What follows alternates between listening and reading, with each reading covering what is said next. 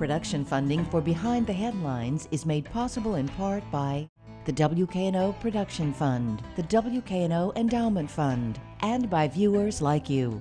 Thank you. Elon Musk comes to Memphis, city, county, and suburban budgets, and much more tonight on Behind the Headlines.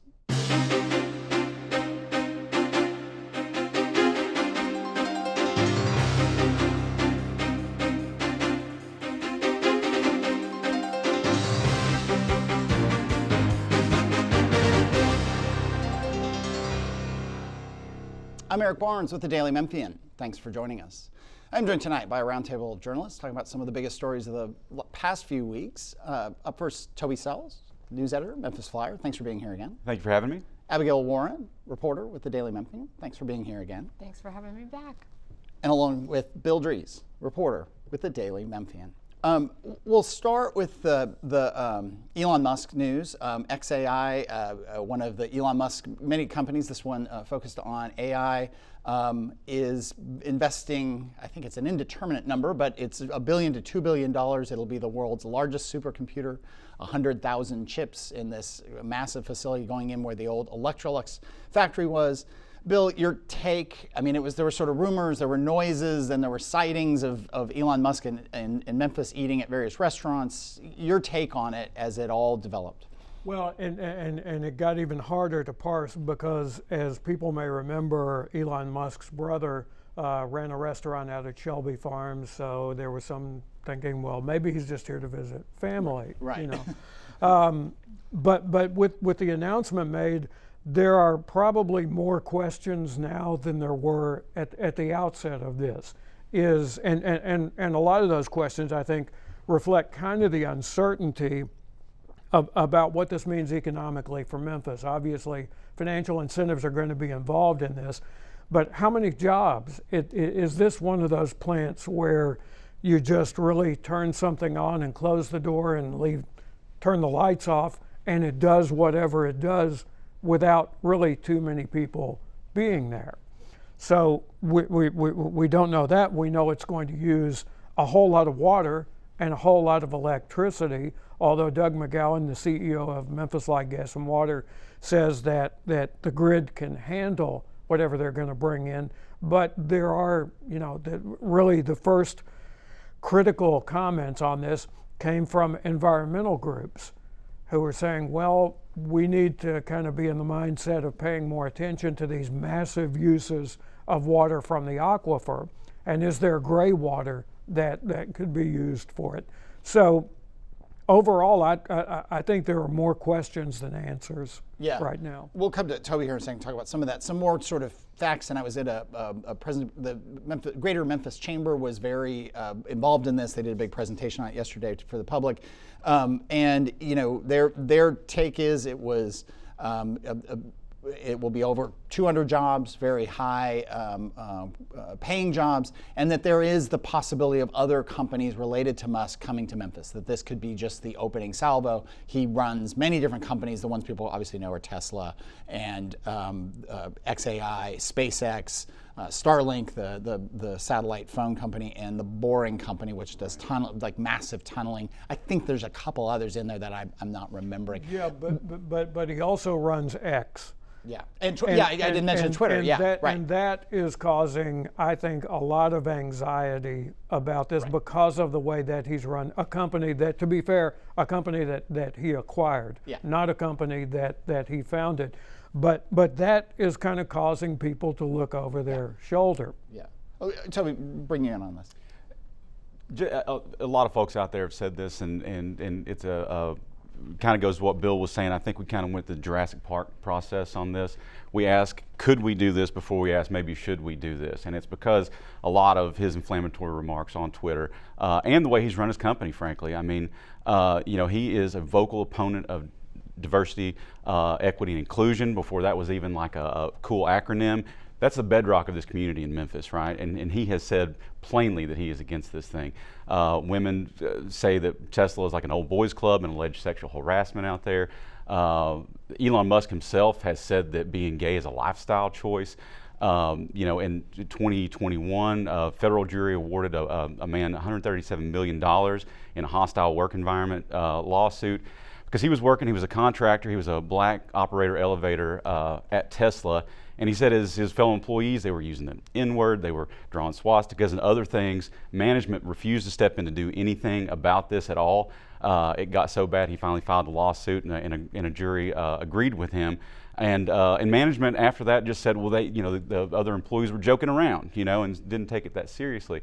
And in January, Musk tweeted that, a plane is going to have to crash and people die before we get rid of these diversity, equity, inclusion programs everywhere. And I want local leaders to think about that, to go to their DEI officers that they have in place and look and say, okay, let's just look at his history, let's look at his Twitter history and say, would we hire this person? And that becomes a really sticky part there. And also, as we're getting ready for incentives and EDGE and all those things, he has said plainly that he does not believe in public incentives for projects, even though his company has had hundreds of millions of them. So a lot to think about, and there's a lot of anxiety, like Bill said, about Musk coming in just because of who he is. It is an interesting thing, and I think some people involved in the project would push back and say, like, there are people with those values who are not so high profile, that have companies or presence in Memphis, but Elon Musk is Elon Musk, the richest or sometimes the richest man in the world, depending on the day in the stock market and the valuations, and this incredibly prominent person on Twitter, X, whatever it's called now. So I think it is a quandary when someone is so public about these views that a lot of people find offensive, that other people embrace. That's right. That's a real quandary. Yeah, and maybe there's tons of CEOs in Shelby County that we don't know about, but we know about Chick-fil-A, and we know people have real quandaries about even going to Chick-fil-A over stuff they've done in the past, and he's so public about everything, and it makes it really, really sticky. I mean, people won't buy Teslas because what they think of Elon Musk.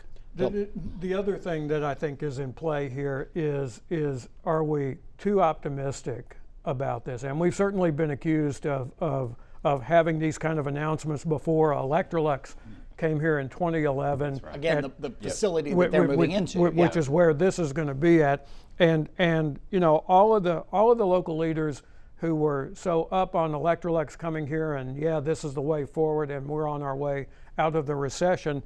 Years later, some of them on this show admitted well after the fact, it really wasn't that good of a deal for the city. Right. In fact, it was probably a lousy deal for the city, but we needed a win. So you've got that history, and you've got Mayor Young, Paul Young, the mayor of Memphis, who campaigned on this plank of his platform that said, Memphis is the largest market of black women who work in tech, and we need a company to take advantage of that.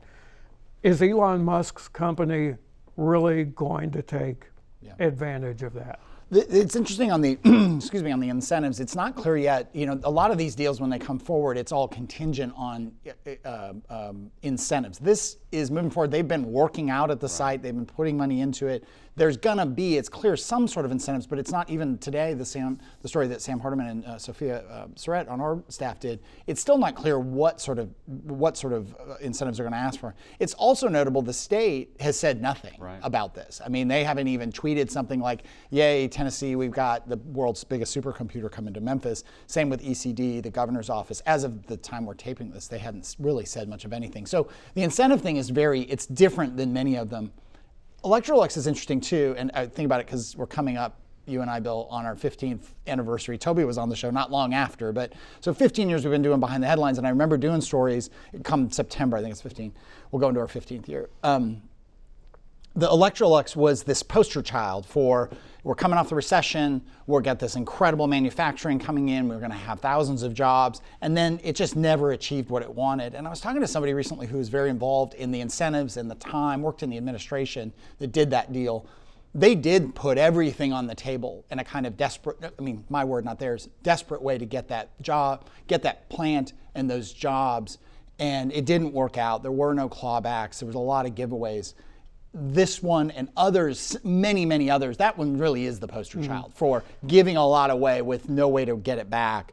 and that it's hard to find one that's been quite that generous, I would say. Yeah. Well, the big difference with this is that usually when there are incentives involved, what happens is there is the announcement, and then the next day, or in some cases the same day, EDGE meets or the Downtown Memphis Commission, the Center City Revenue Finance Corporation, they meet either that day or the next day. So the process for incentives on these things usually moves very rapidly. I mean, the meetings are already lined up for those boards to go ahead and approve it.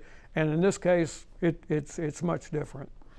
Let's move on from, we may come back and touch on some of this stuff, but, and I want to get Abigail in here. One of the things that in play, the question is around power and utilities, both electricity and water. I think Doug McGowan, you mentioned CEO of MLGW, said the new need from the plant will be something like 5% of current power, daily power on average, about 1% of water. It's millions of gallons of water every year.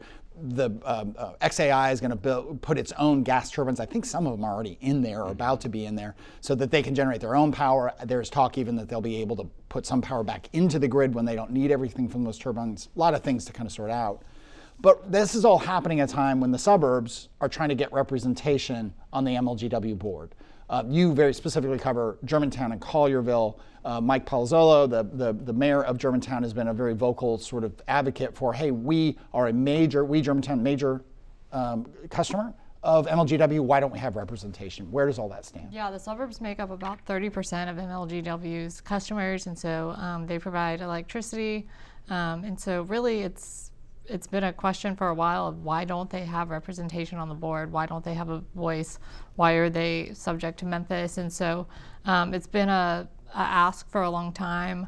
It's come up several different times. It came up a little bit when there were the TVA discussions, but moving away from TVA, maybe getting another power provider. Yes, and so the suburbs were very concerned about that, but that kind of this discussion comes up, but that was one thing that made the discussions a little bit louder. And so it's coming up again as MLGW looks to possibly have suburban vote. The city council does have to approve that to go to a referendum, and they're not even there yet. Bill can probably speak better to that, where that is. But yeah, on this week at the MLGW meeting, Mayor Palazzolo from Germantown, Mayor Joyner from Collierville, and Mayor Parsons from Bartlett were all there. There were others that had interest in it but couldn't be there for various conflicts.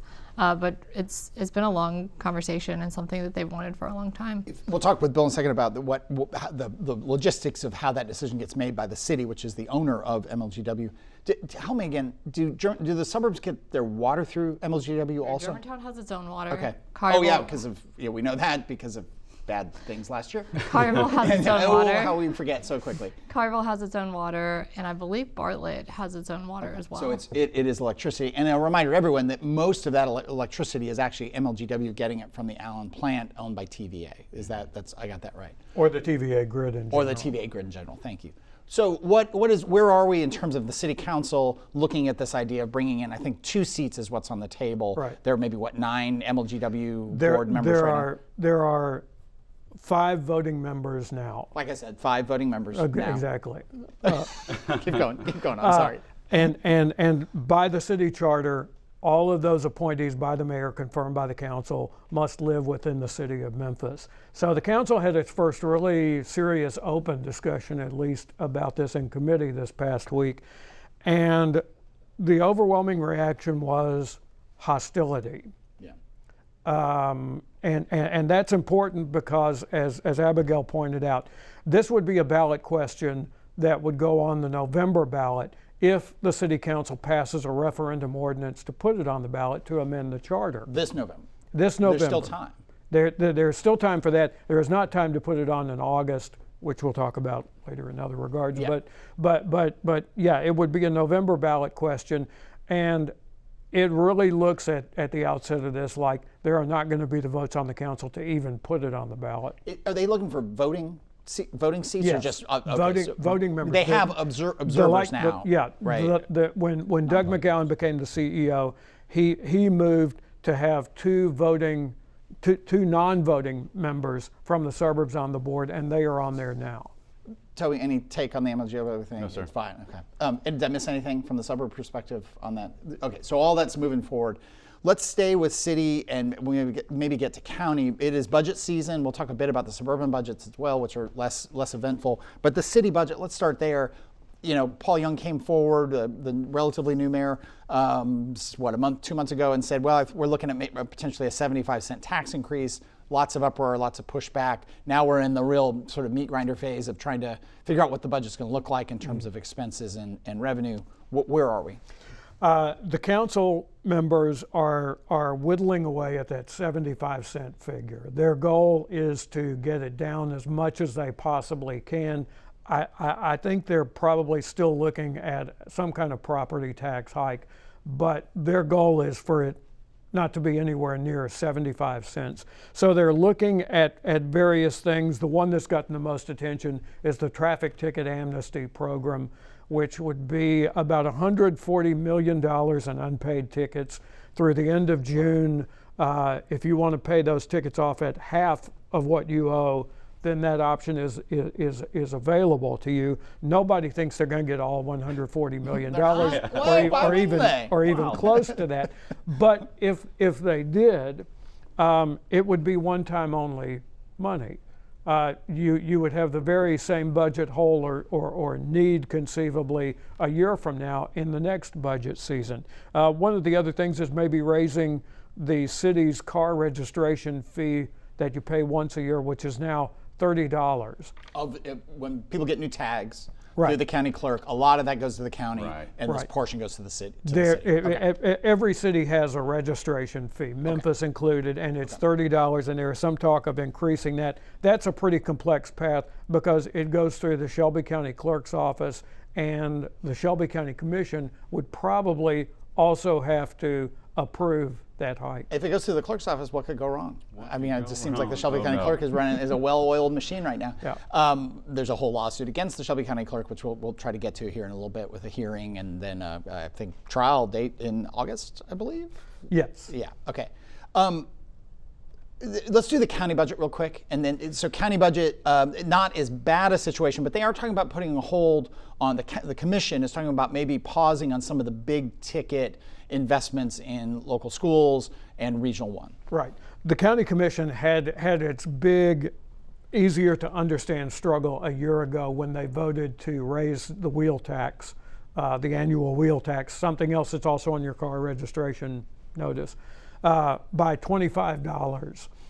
So what's happening this year is primarily that Lee Harris, the Shelby County mayor, wants to put the capital projects on a 10-year schedule. Normally it's a 5-year schedule. He wants to put it on a 10-year schedule, and that way you can space out and everybody can know, namely, how the payments are going to go for this massive rebuild of Regional 1 health, rebuilding the campus. Harris, in this budget, has upped what was going to be the first $350 million into the project. He said, well, the state didn't come through with its part of this, so what we're going to do is we're going to do $500 million and just pay for the whole first phase to get this thing rolling, and the state will probably come along later. Well, now some county commissioners are wondering, well, what does that do to the 2 new schools that were also going to be built in this? And there's some thinking by some of the commissioners that they need to maybe say one is a priority and the other 2 are not the priority on this. More discussion still to come on this, and I would look for the administration to really adamantly defend that 10-year capital schedule. Let's switch to the suburbs. We talked a bit before the show, and you've been writing. I mean, the city budgets in Collierville and Germantown are pretty maintenance budgets. But the schools, there's a little bit more conversation going on, and all that is against the backdrop of election season. For sure, it is an election year. The property tax in Germantown and Collierville is not raising, staying flat. So that's really the biggest news out of the suburban budgets. There is, though, in the schools budget in both Germantown and Collierville, the governor has asked school districts before the 2026 fiscal year, which starts on July 1st of 2025, to have teacher salaries starting at $52,000 And so Germantown and Collierville have both already gone ahead and said that that's going to be their starting teacher salary heading into next year. So they're ahead of the curve. I think Germantown is going to be right at $52,000, and Collierville is going to be about $500 ahead of that. But both of their budgets have teacher bonuses during the holidays, which was a little bit of a concern last year in Collierville. There was a thought that they may not be there, and then they were there.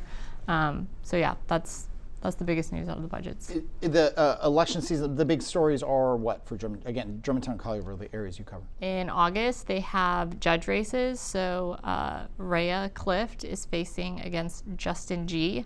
And then in November, there's a lot more. So in Collierville, Alderman Sherry Hicks and Alderman Brian Ulicky are running for re-election for their seats. Alderman John McCreary has not said what he's doing yet, but we will probably have news on that in the next couple days. And then in Collierville, and there's 3 school board seats. Amy Oaf has not said whether or not she's running for election, but Ryan Strain, who's the chairman in Germantown, and Brian Curry, who's on the school board, they're running for re-election. In Collierville, it's a little bit more interesting. Not that it's not interesting in Germantown, but in Collierville, there's a lot. So on the school board, you've got Paul Childers, who is running for re-election, Wright Cox, who's running for re-election, and then Wanda Gibbs, her seat is also on the ballot. She's not said whether or not she's running. But then there's a 2-year term that was won by Carrie Blair back in 2022. She resigned after being arrested for shoplifting from Target over 7 different trips, a total of $700 Extensively documented of merchandise. in the Daily And Memphian. so It's the funny, not remaining, funny. I mean, you know. there's been his name is Mr. Green. He's been appointed for 2 years to finish out this part of Carrie's term, but the remaining 2 years of her term will be on the ballot. Okay. On the Board of Mayor and Aldermen, can I keep Yeah, going? do On the the Board of Mayor Mayor and and Aldermen Aldermen, real quick, 'cause we got the 3 Board of minutes Mayor and left, then we Aldermen get to are Target a and do little it. bit more interesting. John Stamps and John Worley are both seeking re-election. The mayor's seat is also on the ballot. He told me this morning he is open to running. He's not committed one way or the other. But if he doesn't run, they have a resign to run rule. So if Billy Patton or Maureen Fraser or Missy Marshall wanted to seek the mayor's seat, they would have to resign from their seat. And then after the election, the alderman would appoint people to fill the remaining 2 years of their term. Okay, and you'll be covering all this extensively at the Daily All of Memphian. it. A little shout out to the Daily Memphian. I want to do a jump from the incentives, and bear with me on the cognitive leap here.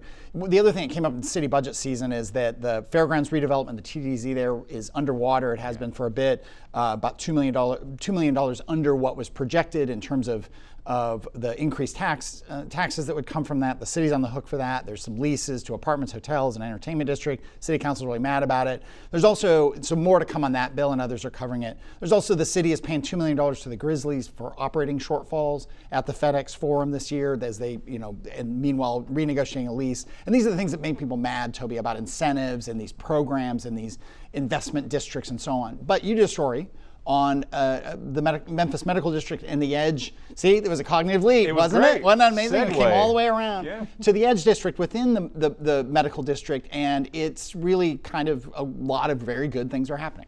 That's right, and wrote a great, not a great, but I wrote a cover story this week about it. And there's been plenty of incentives over there from DMC, MMDC, the medical district folks over there. But these have been smaller incentives, right? We're not talking about these big blockbuster, $1 million things. It's thousands of dollars here and there. And something really special is happening over there. If you look at our list, there's 15 column inches of brand new real estate, brand new art galleries, breweries, restaurants opening in the Edge within like the last year, and I think there's a lot of energy happening over there. And you talk to people and it's all pretty organic. The city council didn't order some special report done on it or anything. It's been neighbors talking to each other, working together. Then you had Orion Federal Credit Union move in. That's a big powerhouse over there. Then you got Orleans Station over there where people can live. And so the idea is to take this once empty neighborhood, fill it up with all those people that work in the medical district, and so they can live, work, and play right in one place, and it's got potential. I think it's the next maybe Broad Avenue or South Main or one of those. With just a minute left, I mentioned the Halbert. Let's go back to that so I don't leave any loose ends on what's going on with County Clerk Wanda Halbert. Okay, a special prosecutor, as a lot of people may know, filed a lawsuit in circuit court to oust Wanda Halbert from her job for willful neglect. The first hearing has been held on that now, so we've got a bunch of dates to schedule. What's going to happen is basically the trial on this happens in August, late August.